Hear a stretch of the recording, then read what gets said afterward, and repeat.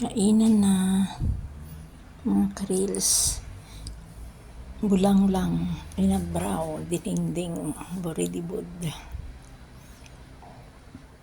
Yan ang tawag naming mga Ilocano. Pinaghalong sayo, kamote.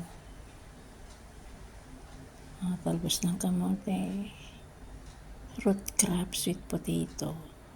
Hipon, mga 3 piraso. Brinjal. Sitaw. Ampalaya. Minced pork giniling. Konti lang, mas marami yung patatas. Ito ang aking pangaldaw, pananghalian. Puspusan na ang linis ngayon. 2 weeks na lang. Chinese New Year na. Kaya ito, kumain ng gulay para may lakas maglinis. That's all, guys.